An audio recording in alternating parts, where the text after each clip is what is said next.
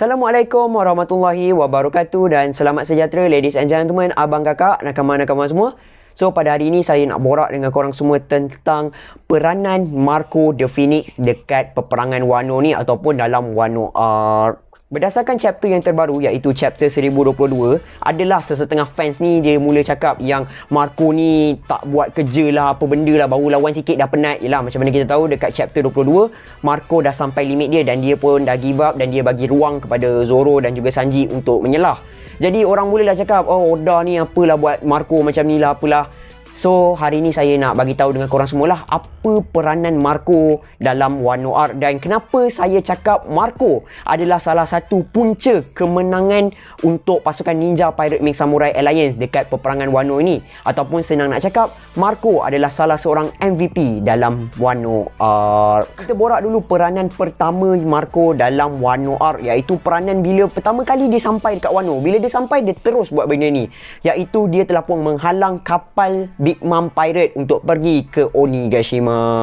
Katakan kalau Marco tak halang kapal Big Mom Pirate tu, Big Mom Pirate yang ada commanders kat dalam tu, iaitu ada Smoothie, ada Daifuku, lepas tu ada lagi lah adik-beradik dia tu kan, ada Flappe, itu tak payah cakap lah. So diorang ni semua kalau Marco tak stop boleh sampai ke Onigashima pada waktu itu, dan kita akan dapat lagi company ladies and gentlemen, iaitu dapat lagi musuh lah. So ya, saya tahu ada seorang juga yang berjaya sampai ke Onigashima, iaitu Perospero. Tapi Perospero tu kita tolak tepi lah. Korang bayangkan Perospero and the gang ni sampai ke Onigashima kalau Marco tak stop diorang time tu. Memang benda akan jadi lagi chaos lah. Sekarang ni pun dah chaos, bawa masuk Big Mom Pirate semua, lagilah ladies and gentlemen. Kita pun tak tahu apa boleh jadi kalau Big Mom Pirate datang. Marco bila dia sampai ke Wano je, dia dah tolonglah alliance kita dengan menghalau Big Mom Pirate. Tapi sebenarnya tak adalah menghalau pun, Big Mom Pirate masih lagi berada dekat Wano, tapi dia di bawah air terjun.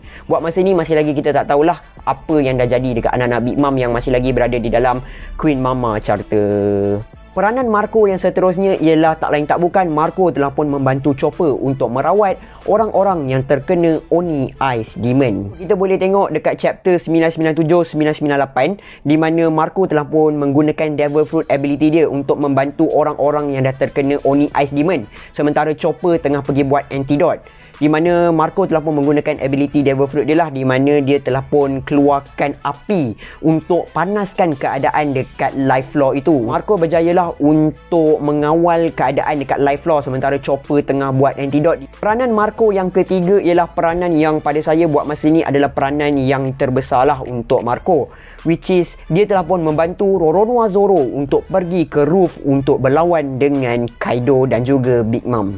Kalau tak ada Marco, Zoro tak dapat naik tau dekat atas.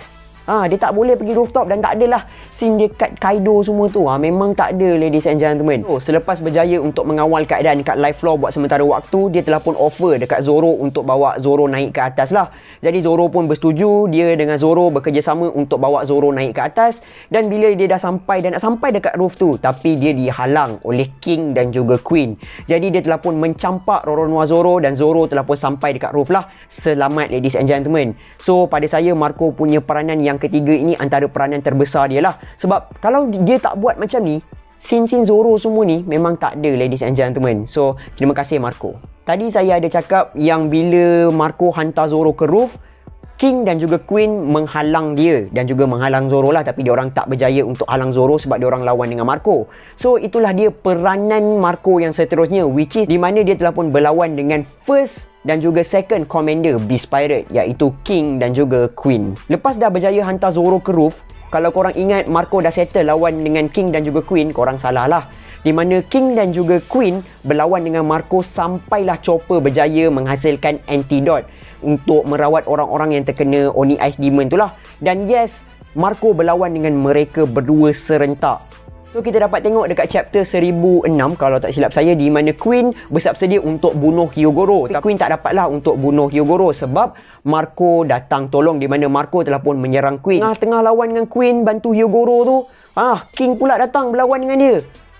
King pula masuk campur, di mana King telah pun ambil pedang dia telah pun potong sayap Marco ladies and gentlemen. Tapi macam ni kita tahu sayap Marco tak ada apa-apa, Marco masih lagi boleh berlawan. Dan kita dapat tengoklah Marco vs King. Berdasarkan chapter yang paling terbaru iaitu chapter 1022, Marco telah pun membantu Ninja Pirate Ming Samurai Alliance sekali lagi di live floor untuk berlawan dengan King dan juga Queen. Macam mana yang kita semua tahu, berdasarkan chapter 1022, Marco dah sampai limit dia dan dia telah pun berehat buat sementara waktu. Tapi dia berehat tak lama tau. Pas kita tahu yang King nak bunuh Roronoa Zoro dan dia sendiri personally turun tangan untuk bunuh Roronoa Zoro, Marco telah pun datang sekali lagi untuk membantu Zoro.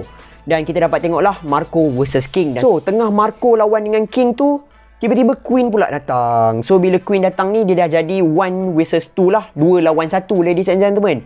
Tapi secara tiba-tiba, Marco serah diri. Marco cakap, okay, aku give up.